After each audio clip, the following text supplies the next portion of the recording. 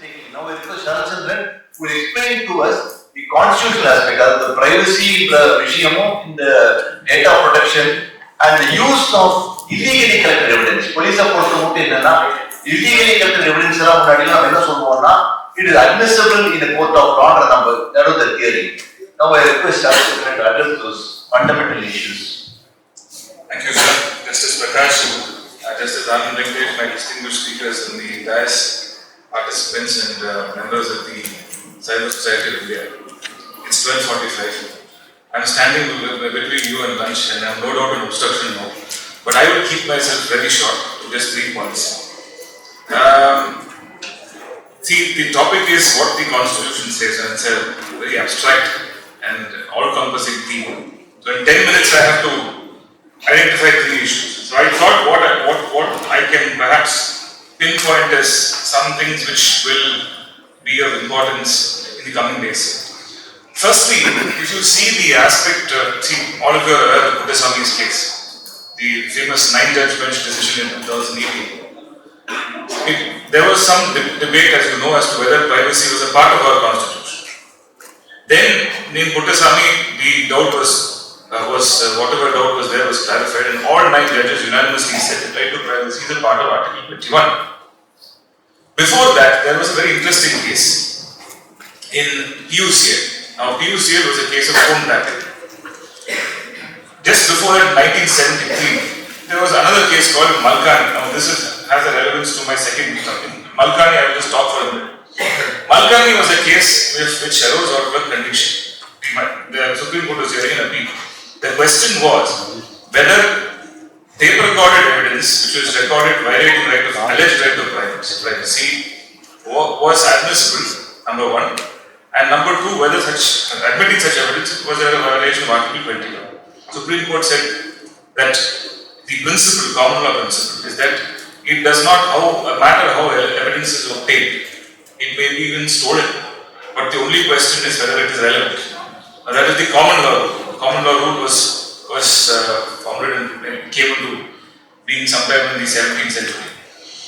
Now, the question is whether that applies to the digital age, where evidence is made available, can be collected without your knowledge, and whether Malkani's principle, which was laid down in 1973, can apply to a case in 2025 arising out of cybercrimes and other allied offences.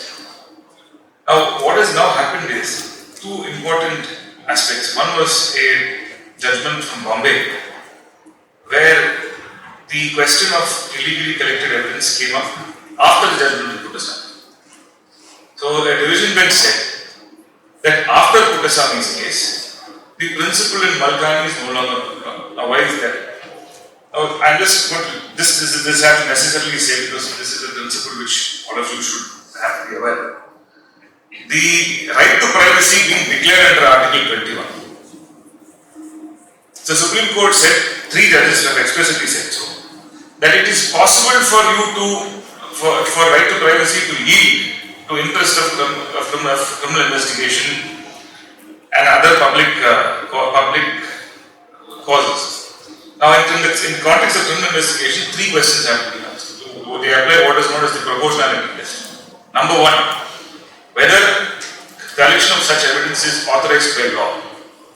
Number 2, whether the collection of such evidence is to meet a legitimate aim. Now, criminal investigation is obviously a legitimate aim. Third, whether the collection of the infringement of right to privacy is proportional. In other words, to use a graphic example, you don't need a sledgehammer to swat a fly. So, this is an abstract test laid on Supreme Court.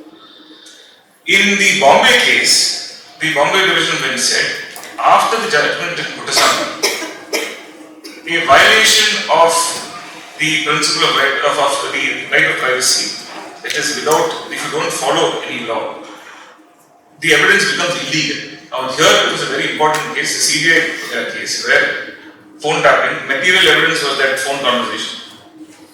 Now, if that phone conversation is taken out of the equation, the CBI's case would be on 1.5 legs, or not even 1 leg. So, the important question was whether if this evidence is eschewed because of a violation of law. Now the law is the Telegraph Act, Rule 419A, that lays down a particular procedure to be followed. If you don't follow that procedure, it says in Sub-Rule 17, a committee which is formed must review the evidence that is obtained and it must decide. So if this procedure is not followed, what is the implication? Can the court direct destruction of the evidence? The Bombay Division bench said yes. Matter went to the Supreme Court stayed the order. A single judge in Madras High Court came to an exactly opposite conclusion. He said, no, the R.M. Malkani principle applies. It is a central proposition of our Evidence Act that evidence stolen is also admissible. Therefore, violation of an infraction of fundamental rights may not, under Article 21, may not be a cause to expunge the evidence. Let it be considered by the court. That matter is also considered. So, as things stand, my understanding of what the legal position would be is that if a violation of fundamental rights, if Article 21 defense is brought up, then the question that has to be asked is in the light of what Kotasamy says. Kotasamy is very clear about it. There is a law, there is a procedure. In my opinion, the Bombay Division bench appears to have only applied what the PUCA judgment said in 95. It said, if you have obtained evidence without following this procedure, then it shall be destroyed. Now, obviously the reason was, there is no premium for violation of procedure. That is the only safeguard. So if procedure is not followed, destroy it. Courts have now tried to balance that by saying, look, it's a criminal offence, and this is the only evidence that is available. If this goes, the criminal goes scot-free. So judges are always in the horns of the dilemma, saying we apply the law straightforward, and then the other thing is that if you throw out this evidence, the prosecution case goes on. In the context of the Data Protection Act, I think Justice Sri Krishna's committee had recommended, but there was nothing in the act, the new act, in the context of this. But there was some interesting observation in that report. He said that there is about 18,000 or 20,000 requests. See, what happens is that the evidence is recorded, then it is sent to a committee for review. The committee has to verify 20,000 such requests in 2 months. So mostly what they do is a rubber stamp saying yes, clear. You will not find any request being turned down, even if there is a procedural infraction. They've gone on record to say that. So they said, why don't you send it to a district judge? I'm sure sir is not going to be very happy with it, because already the judiciary is burdened with its own problems.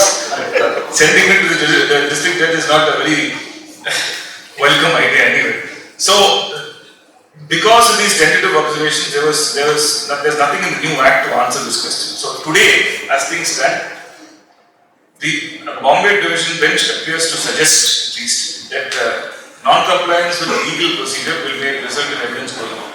This is where we stand.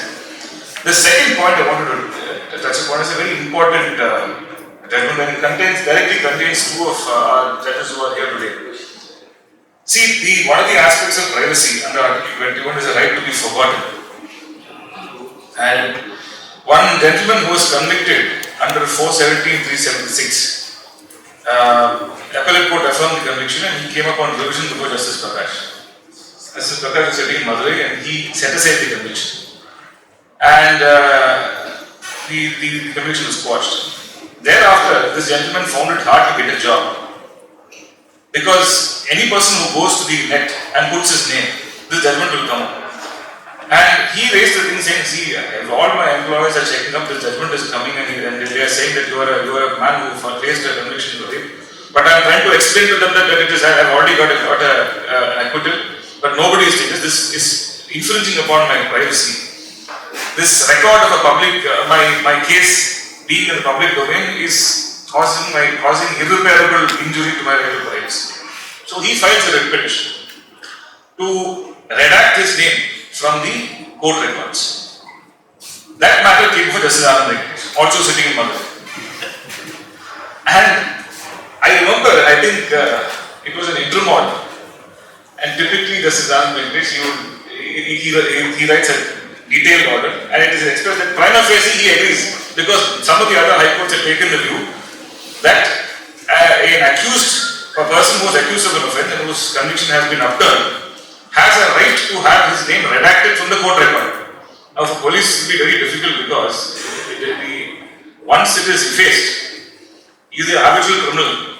You may have difficulty getting through this thing. So, but the point was whether a court can direct its own record to be redacted. Difficulties are high courts are courts of record. So, Justice Anand said that this is an allegation of right to privacy. So, a very interesting point. He said, number one, a judgment of a court cannot violate a fundamental right. It's a contestable claim now, but it's an old judgment of 50, 60 years. It has stood the time. That's based on a proposition that a court judgment cannot violate fundamental rights. So he said a high court judgment which is published on the website cannot violate the fundamental right of anybody.